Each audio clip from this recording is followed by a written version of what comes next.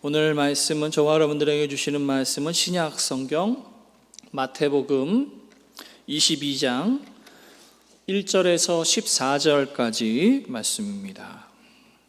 예수께서 다시 비유로 대답하여 이르시되 천국은 마치 자기 아들을 위하여 혼인잔치를 베푼 어떤 임금과 같으니 그 종들을 보내어 그 청한 사람들을 혼인잔치에 오라 하였더니 오기를 싫어하거늘 다시 다른 종들을 보내며 이르되 청한 사람들에게 이르기를 내가 오찬을 준비하되 나의 소와 살찐 짐승을 잡고 모든 것을 갖추었으니 혼인잔치에 오소서 하라 하였더니 그들이 돌아보지도 않고 한 사람은 자기 밭으로 한 사람은 자기 사업하러 가고 그 남은 자들은 종들을 잡아 모욕하고 죽이니 임금이 노하여 군대를 보내어 그 살인한 자들을 진멸하고 그 동네를 불사르고 이에 종들에게 이르되 혼인잔치는 준비되었으나 청한 사람들은 합당하지 아니하니 내 거리 길에 가서 사람을 만나는 대로 혼인잔치에 청하여 오라 한데 종들이 길에 나가 악한 자나 선한 자나 만나는 대로 모두 데려오니 혼인잔치에 손님들이 가득한지라. 임금이 손님들을 보러 돌아올새 거기서 예복을 입지 않은 한 사람을 보고 이르되 친구여 어찌하여 예복을 입지 않고 여기 들어왔느냐 하니 그가 아무 말도 못하거늘 임금이 사환들에게 말하되 그 손발을 묶어 바깥 어두운 데 내던지라. 거기서 슬피 울며 이를 갈게 되리라 하니라. 청함을 받은 자는 많되 택함을 입은 자는 적으니라. 아멘. 깊어져가는 가을입니다. 오늘이 벌써 이제 10월 달이 접어들었네요. 여러분들 가정에서도 예배 잘 드리고 있는 줄 압니다. 예전에 그런 얘기를 들은 적이 있어요. 처음에 영상 예배 시작할 때는 다들 어떤 분들은 양복도 입고 목욕을 재개하고 테레비 앞에 앉아서 진짜 예배를 드리는 것처럼 했는데 점점 영상 예배가 길어지면서 복장이 조금씩 자유로워지면서 어느 순간에는 잠옷을 입고 머리는 다 까치집이 된 채로 예배를 드리는 모습으로 바뀌었다라는 얘기가 있습니다. 물론 여러분 영상으로 드리는 예배도 예배인 것은 틀림이 없습니다만 우리 사람이란 게 그런 것 같아요. 그렇죠? 마음가짐이 아무래도 하나님 앞에 나와서 현장에서 예배 드리는 것보다는 좀 마음이 흐트러지고 집중이 좀 잘 안 되는 것은 사실인 것 같습니다. 물론 영상 예배를 통해서도 은혜롭게 예배를 잘 집중해서 드리는 분들도 있을 테지만 아무튼 여러분 빨리 속히 코로나가 더 많이 완화가 돼서 다시 현장에서 다 같이 예배 드릴 수 있는 날이 올 수 있기를 함께 기도하셨으면 좋겠습니다. 오늘 저와 여러분들에게 주신 하나님의 말씀 제목을 한번 따라 읽어볼까요? 주보에도 있고 오늘 화면에도 나오네요. 같이 한번 읽어보겠습니다. 시작. 왜 예복을 입지 않았느냐. 네, 한국 사회는 몇 해 전부터 경제적 위기 속에 어려움을 겪고 있습니다.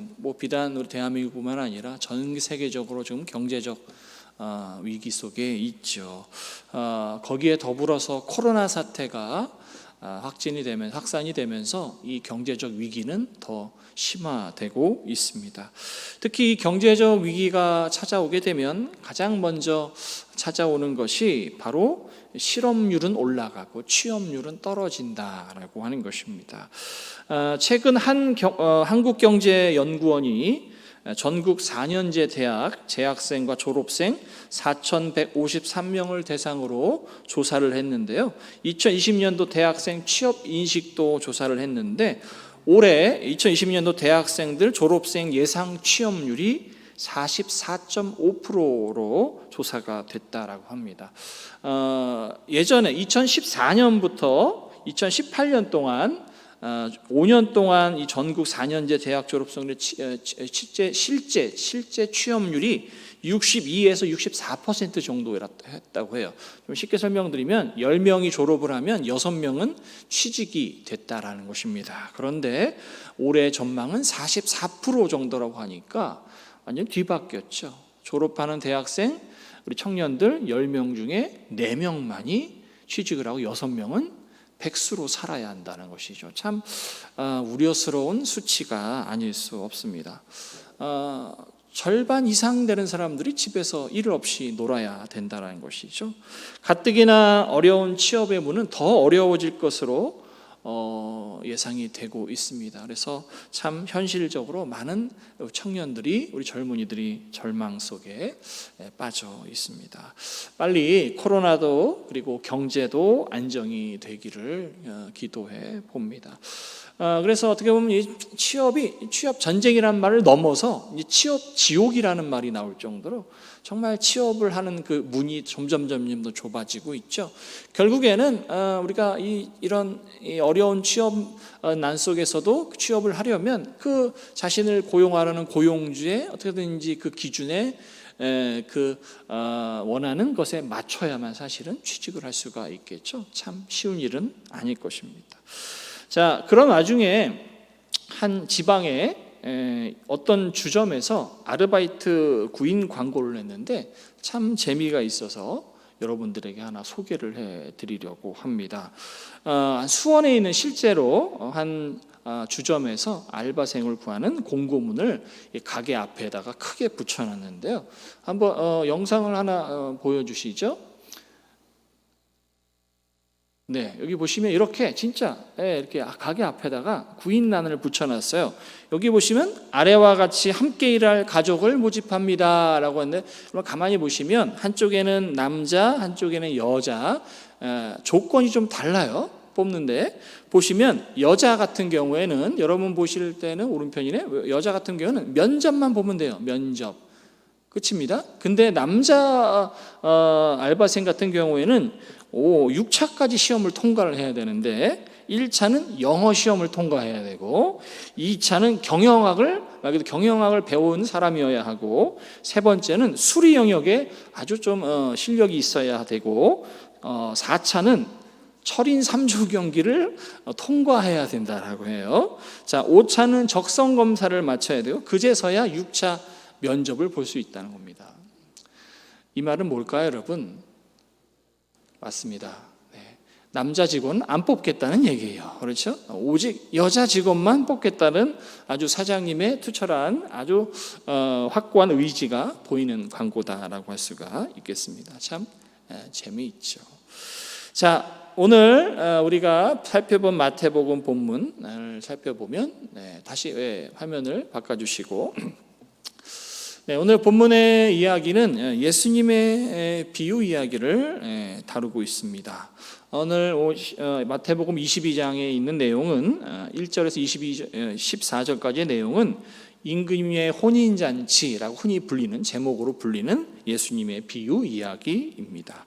자, 오늘 본문 이야기는 사실은 21장의 뒷부분에 나오는 후반부에 나오는 포도원 농부 비유 이야기와 연결이 되는 이야기다라고 할 수가 있겠습니다. 그래서 포도원 농부 이야기, 그것도 비유 이야기인데 예수님께서 자신을 찾아온 대제사장들과 바리새인들을 향하여서 하신 비유의 말씀입니다. 우리 앞장으로 잠깐 넘어가서 마태복음 21장 45절 한번 읽어볼까요?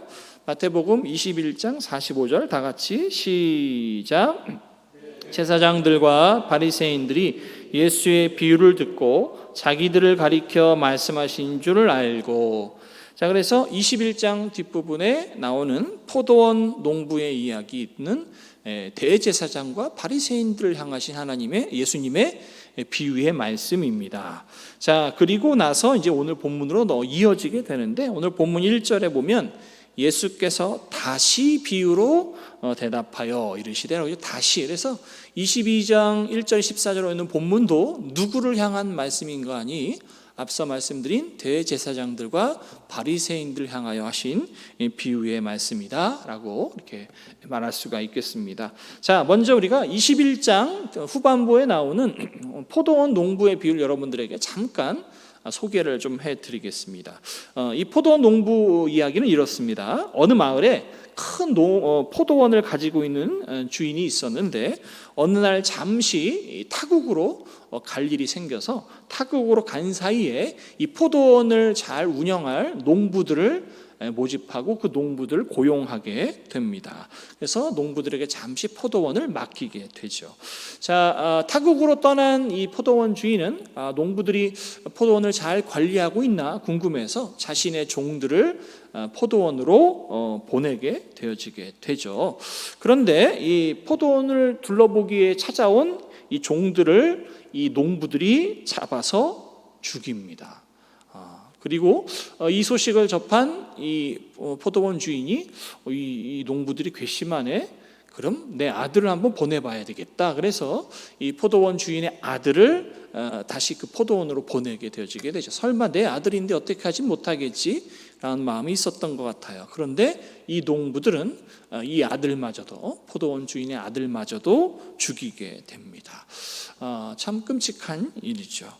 어떻게 보면 이 이야기를 통해서 예수님은 무슨 말씀을 하고 싶으셨던 걸까요? 아마도 그 당시 대제사장들과 바리새인들을 바라보면서 자신들의 이익을 챙기기 위해서, 이권을 챙기기 위해서 예로부터 내려오는 선지자의 말씀을 무시하고 또 메시아로 오신 하나님의 아들이셨던 예수님을 인정하지 않는 종교주의자들을 우회적으로 비판하는 말씀이다라고 할 수가 있겠습니다.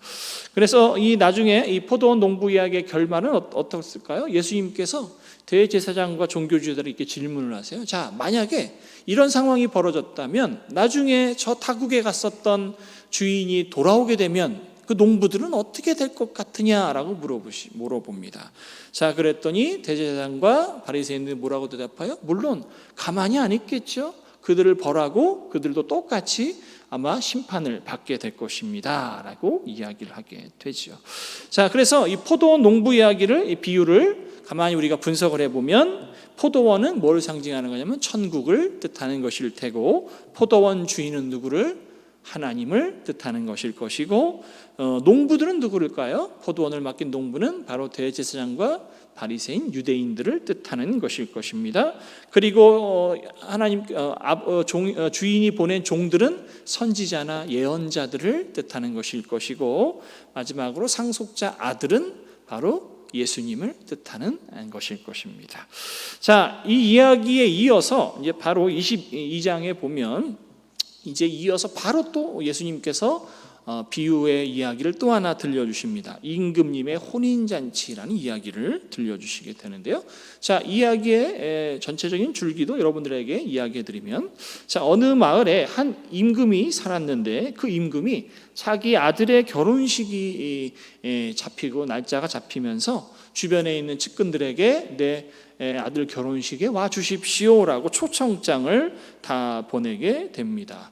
아마도 아들의 결혼식이니까 뭐 가족이나 친지나 아니면 주변에 덕망 있는 귀족들을 아마 이 임금은 초대를 했을 것입니다. 하지만 그들은 이 왕의 초대에도 불구하고 참석하지 않았습니다. 뭐 사업하러 가고 밭으로 일을 하러 가고 전혀 그 초대에 응하지를 않았죠. 뿐만 아니라 왕의 초대장을 가지고 있는 종들을 그들은 무시하고 멸시하고 오히려 종을 잡아서 죽이는 그런 참 참혹한 일이 벌어지게 됩니다. 사실 여러분, 예로부터 보면 왕이 보내는 사신이나 왕이 보내는 서찰 같은 거는 어떤 힘이 있습니까? 곧 그 사신은 왕이죠. 왕의 권한과 어떤 왕의 어떤 그런 힘을 가지고 있는 것이 바로 이 왕이 보낸 사신들이나 서찰인데, 이들의 말 그대로 이 왕의 서신을 거절하고 왕이 보낸 종들을 죽였다는 것은 결국 누구를? 왕을 무시하고 왕을 죽인 것과 같은 것이죠. 바로 임금은 진노했습니다. 그리고 그 자리에서 바로 군대들을 파견해서 자신의 초대장을 거부하고 자신의 종을 죽인 이들을 진멸하였다라고 오늘 성경에는 기록을 하고 있습니다.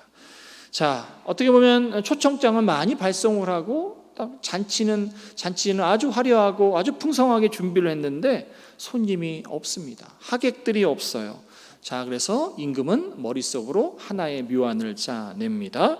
우리 한번 8절에서 10절까지 오늘 본문 말씀을 읽어보겠습니다. 22장 8절에서 10절 다 같이 한번 읽어보겠습니다. 시작. 이에 종들에게 이르되 혼인잔치는 준비되었으나 청한 사람들은 합당하지 아니하니 내 거리 길에 가서 사람을 만나는 대로 혼인잔치에 청하여 오라 한데 종들이 길에 나가 악한 자나 선한 자나 만나는 대로 모두 데려오니 혼인잔치에 손님들이 가득한지라. 아멘. 자, 임금은 종들에게 다시 한번 명령을 내립니다. 지금 즉시 길거리로 나가서 아무나 누구든지 닥치는 대로 왕궁으로 다 초대해라 라는 것이 임금의 명령이었습니다. 자, 그래서 종들은 왕의 명령대로 길거리에 나가서 닥치는 대로 이 사람 저 사람 가릴 것 없이 초대하고 그들을 왕궁으로 불러들이기 시작합니다. 자, 어느덧 잔치 시간이 되었어요. 비어있던 잔치 자리에 사람들이 북적북적 가득 차게 되었습니다. 자, 잔치를 둘러보러 온 임금은 한참 이 북적북적한 사람들을 바라보다가 그 사이에서 뭔가 문제를 발견했습니다. 그것은 바로 예복을 입지 않고 온 사람을 발견한 것입니다. 그래서 임금은 그 자리에서 종들을 시켜서 예복을 입지 않은 자들을 묶어서 어두운 바깥으로 집어 던져라 라는 아주 무서운 명령을 내리게 되어지게 되죠. 자, 오늘 예수님께서 들려주신 이 임금의 혼인잔치 비유의 이야기는 앞서 말씀드린 포도원 농부 이야기가 조금 비슷하게 들려집니다. 자, 먼저 오늘 본문에 임금의 혼인잔치 비유에 나오는 등장인물들을 보면 임금은 누구를 뜻하는 것일까요, 여러분? 하나님이시겠죠. 자, 초대장을 보내는 종들은 누구를 비유하는 것일까요? 아마 선지자나 예언자들 또 복음을 전하는 이들을 뜻하는 것일 겁니다. 자, 아까도 말씀 잔치는 말 그대로 천국을 의미하는 것이겠죠. 자, 그러면 초대장을 받았던 임금의 최측근들은 누구를 가리킬까요? 바로 종교 지도자들을 뜻하는 것이겠죠. 자, 여기까지는 너무나도 비슷합니다. 그렇죠. 그런데 이후의 이야기가 조금 앞서 나온 포도원 농부 이야기가 좀 차이점이 있습니다. 자, 앞에 나온 포도원 농부 이야기는 거기서 끝이 났어요. 그렇죠? 농부들이 나중에 주인이 돌아와서 크게 벌을 받았을 것이다. 뭐 이런 이야기로 끝을 났습니다만, 이 오늘 본문의 임금님의 혼인잔치 비유 이야기는 임금이 거리로 나가서 아무나 이 혼인잔치로 데려오게 시켰다라고 하는 부분이 조금 다른 부분이다라고 할 수가 있겠습니다. 자, 여기서 하나의 의문점이 있습니다. 오늘 본문 10절에 보면 종들이 임금의 명령대로 길거리에 나가서 아무나 닥치는 대로 사람들 초대했는데 10절에 보면 악한 자나 선한 자나 만나는 대로 모두 데려왔다라고 성경은 기록하고 있어요.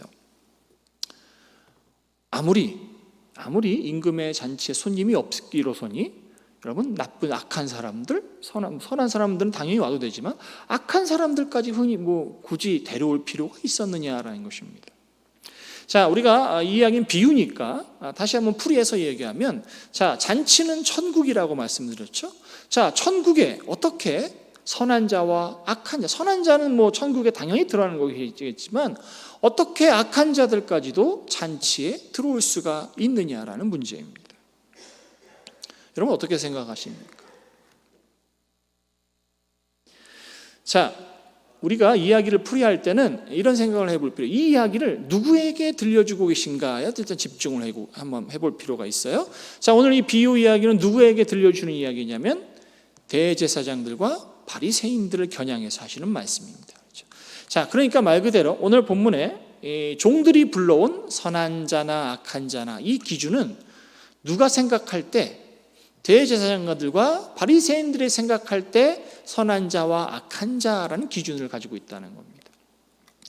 자, 다시 말씀드리면 오늘 이 종들이 불러온 선한 자나 악한 자나라고 말할 때 선한 자, 악한 자는 바리새인들의 기준으로, 대제사장들의 기준으로 선한 자다, 악한 자다라고 이렇게 부르는 자들이다라는 거예요. 자, 그렇다면 대제사장들과 바리새인들은 선하고 악한 것을 무엇을 기준으로 삼았을까요, 여러분? 자, 그것에 힌트를 주는 것이 바로 9절에 나와 있습니다. 자, 9절에 보시면 임금이 명령을 하죠. 내 거리 길에 가서라고 말합니다. 내 거리, 우리가 요즘 말하게 하면 사거리죠. 저 앞에 있는 사거리에 가서 만나는 사람들을 다 데리고 오라라고 임금이 명령을 내리는데, 자, 여기서 이 네거리 길이라고 번역이 된 이 단어는 헬라어로 보면 디엑소도스라는 말입니다. 이 단어는 의미가 뭐냐면 교차로, 사거리, 이를 뜻하는 단어인데, 그냥 단순히 그냥 교차로, 사거리를 뜻하는 단어가 아니고 지역과 지역, 지방과 지방의 경계선에 있는 도로를 뜻하는 단어입니다. 그러니까 말 그대로 이 지역과 이 지역을 연결해주는 도로. 그래서 그 도로를 넘어가면, 그 사거리를 넘어가면 다른 지역이 나오는 그런 좀 특정한 도로를 뜻하는, 길을 뜻하는 단어입니다. 자, 이 말 여러분 좀 이해를 하셨나요? 자, 여기서 좀 여러분들이 힌트를 좀 얻으셨는지 모르겠어요. 자, 그 당시 대제사장들과 종교 지도자들, 유대인들은 선하고 악한 기준을 뭘로 나눴습니까, 여러분? 민족으로 나눴죠. 출신으로 나눴습니다. 누구는 선한 자들이에요? 유대인들은. 택함받은 이스라엘 백성들은 다 선한 자고, 누구는 악한 자들이에요? 이방인들. 할례를 받지 않은 유대인들을 제외한 모든 사람들은 다 악한 이들로 봤다라고 하는 겁니다. 그것이 그 당시 종교 지도자들, 또 유대인들이 악하고 선한 것을 나누는 기준 중에, 큰 기준 중에 하나였어요. 그래서 오늘 예수님께서 이 임금이 길거리로 나가서 저 말 그대로 지역과 지역을 연결하는 그 교차로에 가서 이방 사람들까지도 다 초대를 해서 잔치에 초대했다라는 게 무슨 의미입니까, 여러분? 천국에는 구원에 있어서는 차별이 없다는 겁니다. 그래서 그 당시 잘못된 어떤 편견을 가지고 생각을 가지고 있었던 유대인들을, 종교 지도자를 향해서 따끔하게 예수님께서 충고하시는 장면이죠. 그래서 천국은, 구원은 유대인이든 그렇지 않든 이방인이든 상관없이 모두에게 주어주시는 하나님의 선물이다라는 것을 예수님께서는 의회적으로 이렇게 둘러서 이야기를 하고 계신다라고 하는 거예요. 자, 이렇게 해서 첫 번째 문제를 해결했는데, 또 한 가지 문제가 오늘 비유에서 발견할 수가 있습니다. 자, 오늘 우리가 비유의 뒷부분에 보시면 임금님께서 자신의 잔치에 참여한 사람들 중에서 누구를 끄집어냅니까, 여러분? 예복을 입지 않은 사람을 끄집어내요. 그리고 그를 비판하고 그를 책망하면서 그를 당장 내쫓으라고 명령을 합니다. 자, 분명히 아까 임금님은 뭐라고 명령을 하셨어요? 나가서 아무나 누구든지 다 내 잔치에 오라고 해라 라고 해놓고서는 이제는 그 사람들의 복장을 지적하고 내쫓고 있습니다. 뭔가 좀 아이러니하고 뭔가 이치에 맞지 않는 행동 같습니다. 천국과 구원은 이방인이나 누구에든지 차별 없이 주어진다라고 말씀하셔놓고는 갑자기 그들을 차별하고 구분하는 것 같은 어떤 분위기가 오늘 비유의 뒷부분에 나와 있죠. 여러분 어떻습니까? 이거 어떻게 우리가 해석을 해야 할까요? 자, 우리가 성경을 읽을 때는 여러분 자세히 읽을 필요가 있습니다. 그리고 성경에서 단어 하나하나도 우리가 놓쳐서는 안 돼요. 자, 오늘 함께 11절, 12절을 같이 한번 읽어보겠습니다. 오늘 본문 11절, 12절 천천히 한번 읽어봅시다. 시작. 임금이 손님들을 보러 들어올새 거기서 예복을 입지 않은 한 사람을 보고 이르되 친구여 어찌하여 예복을 입지 않고 여기 들어왔느냐 하니 그가 아무 말도 못하거늘. 자, 임금이 물어봅니다. 왜 예복을 안 입고 왔습니까? 당신은 왜 지금 예복을 입지 않고 있습니까? 라고 묻습니다. 자, 그랬더니 그 질문을 받은 예복을 입지 않은 사람의 반응이 어떻습니까, 여러분? 반응이 어때요, 여러분? 12절 끝에 보면 그가 아무 말도 못했다라는 겁니다. 자, 만약에 정말 오늘 예복을 입지 않은 이 사람이 길거리에서 초청을 받아서 그냥 왔다면 그는 이렇게 변명을 했을 겁니다. 아니, 아까 길거리에서는 그냥 와도 된다면서요. 아까 그냥 아무나 그냥 이 잔치에 참석해도 된다고 하지 않았습니까? 무작정 오늘 그냥 와도 된다고 하지 않았습니까? 라고 아마 불평하고 변명을 했을지 모르겠습니다. 그런데 오늘 이 예복을 입지 않은 사람은 아무런 말도 못했다라고 합니다. 여러분, 이것에 무슨 의미가 담겨져 있을까요? 이 말은 오늘 이 예복을 입지 않은 사람도 이미 알고 있었다는 거예요. 뭐를? 오늘 이 잔치에 참여하려면 뭘 입어야 된다? 예복을 입어야 된다는 걸 알고 있었다는 겁니다. 자, 그렇다면 도대체 예복이 뭘까요, 여러분? 우리가 이제 예복이라고 하면 뭔가 굉장히 갖춰져 있고 뭐 정해져 있는 어떤 복장으로 생각하지만, 이 예복은 모든 어떤 그 고가의 아니면 뭐 정해져 있는 옷을 뜻하는 것이 아닙니다. 명품 옷을 말하는 것도 아니에요. 그러면 이 예복은 도대체 뭘 의미하는 걸까요, 여러분? 말 그대로 이 잔치집에 어울리는 누가 되지 않는 최소한의 어떤 예의를 갖춘 복장을 말하는 것입니다. 여러분, 임금님의 그래도 잔치인데 최소한의 예의는 좀 지켜야 될 것 아닙니까, 여러분? 우리가 상식적으로 생각해도 어느 결혼식을 가더라도 잔치집에 가더라도 누더기 옷이나 냄새나는 옷을 입고 가는 사람들은 아무도 없을 거예요. 최소한 그래도 어떤 옷, 깨끗한 옷은 입고 단정한 옷은 입고 가야 될 것 아닙니까? 오늘 임금은 비싸고 화려한 예복을 입고 오라는 것이 아니었어요. 최소한의 깔끔하고 그래도 깨끗한 옷을 입고 참여했어야 되는 것 아니냐. 그리고 이것은 이미 종들을 통해서 공지가 되었다라는 것입니다. 자, 앞서 여러분 포도원 비유와 오늘 임금님의 이 잔치 비유는 모두가 당시에 종교 지도자들을 향한, 유대인들을 향한 어떤 비판의 메시지를 담고 있습니다. 하지만 이 두 번째 이야기, 임금님의 이 잔치 비유는 그와 더불어서 이미 그리스도인들이 된 성도들에게도 전하는 메시지이기도 합니다. 그렇습니다, 여러분. 하나님께서는 저와 여러분들을 조건 없이 다 불러주셨어요. 우리의 출신이 어떤지, 우리의 인종이 무엇이든지, 우리가 어떻게 사는지 그런 건 상관이 없이 우리를 다 초대해 주셨다라는 것입니다. 예수 그리스도를 믿고 구원받을 수 있는 길을 우리에게 활짝 모두에게 열어주셨다라고 하는 것입니다. 그래서 세상 누구든지 초청받을 은혜가 있고 누구든지 구원받을 수 있는 기회가 있다라는 겁니다. 그런데 중요한 것이 하나 있어요, 여러분. 누구든지 초대받을 수는 있지만 누구든지 참여할 수는 없다라는 것입니다. 뭘 입어야 되냐면 예복을 입어야 된다는 거예요. 최소한의 조건이 있다라고 하는 것입니다.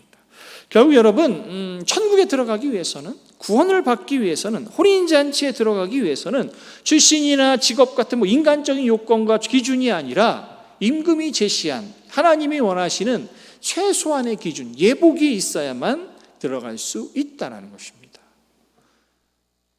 그럼 도대체 이 예복은 뭐를 말하는 걸까요, 여러분? 이 예복이 뭐를 비유하는 말일까요, 여러분? 자, 우리 성경 구절을 하나 찾아보겠습니다. 요한계시록 19장입니다. 우리 제일 뒤에 성경 요한계시록 19장 7절 8절을 한번 찾아서 한번 읽어보겠습니다. 요한계시록 19장 7절 8절 두 절 말씀입니다. 418쪽이에요. 같이 한번 읽어보겠습니다. 다시 하셨죠? 7절 8절 시작. 즐거워하고 크게 기뻐하며 그에게 영광을 돌리세. 어린 양의 혼인 기약이 이르렀고 그의 아내가 자신을 준비하였으므로 그에게 빛나고 깨끗한 세마포 옷을 입도록 허락하셨으니 이 세마포 옷은 성도들의 옳은 행실이로라 하더라. 아멘. 자, 이 예복은 뭐를 뜻하는 것일까요, 여러분? 행실이라고 요한계시록에서는 기록을 하고 있죠. 자, 오늘 다시 본문으로 돌아와서 예수님께서 마지막 14절에 이런 말씀을 하십니다. 같이 읽어볼까요? 오늘 본문 22장 14절 다 같이 시작. 청함을 받은 자는 많되 택함을 입은 자는 적으니라. 아멘. 좀 쉽게 풀이하자면 초대받은 사람은 많은데 택함을 받은 자들은 적구나라고 주님이 말씀하고 계시다라는 겁니다. 자, 여러분, 어떤 조건도 없이 저와 여러분들을 불러주신 하나님의 은혜가 놀랍고 감사합니다. 하지만 다 부르심을 받았다고 해서 다 구원을 받는 것은 아니다라는 겁니다. 부르심을 받았다면 그 부르심에 합당한 삶을 살아야 하는 것, 그것이 우리에게 주신 최소한의 조건이다라는 겁니다. 여러분, 상식적으로 생각해 그렇지 않겠습니까? 내 마음대로 내 멋대로 그렇게 살면서 천국에 들어가 보겠다. 이거 여러분 도둑놈 신부 아닙니까? 오늘 예수님께서 당시에 대제사장과 유대인들이 하신 말씀이지만 더불어 저와 여러분들에게도 하시는 한탄일 수도 있습니다. 야, 어떻게 청함을 받은 자들은 많은데 택함을 받은 자들은 이리 적을까? 사실 이 말씀은 당시 대제사장들과 유대인들을 비판하는 말씀이기도 하지만 사실 이 말씀은 우리에게 주시는 격려의 말씀이기도 하고 우리에게 주시는 권면의 말씀이기도 합니다. 이 말을 뒤집어 이야기하면 너희들은 예복을 잘 준비하며 살고 있느냐라고 묻고 계시는 겁니다. 저와 여러분들 하나님 나라에 들어갈 예복을 잘 준비하고 계십니까? 갑자기 오늘이라도 우리가 하나님의 나라에 초대가 된다면 저와 여러분들이 입을 예복은 준비되어 있습니까? 아니면 그 예복 어디에 둔지도 모르고 그것이 깨끗한지 더러운지 관심도 없이 어디엔가 팽개쳐져 있는 것은 아닙니까? 한번 지난 우리의 삶을 돌아보시는 우리 찬양교회 성도님들이 되시기를 소망합니다. 어떻게 보면 예수님께서 하나님께서 좀 우리에게 이런 말씀하신 거예요. 얘들아, 너희들 정말 구원받은 사람이라면 정말 너희들이 천국에 들어갈 사람이라고 한다면 최소한의 예의는 지키고 살아야 되는 건 아니겠니? 최소한의 좀 그 이름답게 살아야 되는 건 아니겠니? 라고 우리에게 당부를 하시는 말씀이 아닌가 생각이 됩니다. 사랑하는 성도 여러분, 하나님 우리에게 큰 거 바라시는 거 아니에요. 우리에게 대단한 거 요구하시는 건 아닙니다. 그래도 하나님의 자녀의 이름에 걸맞는 그 정도 최소한의 예의는 지키며 살아가기를 원하신다라고 하는 거예요. 참 오늘 예수님의 말씀이 참 서글프게 들리는 것 같습니다. 사랑하는 찬양교회 성도 여러분, 오늘이라도 주님께서 천국잔치를 여실지도 모르겠습니다.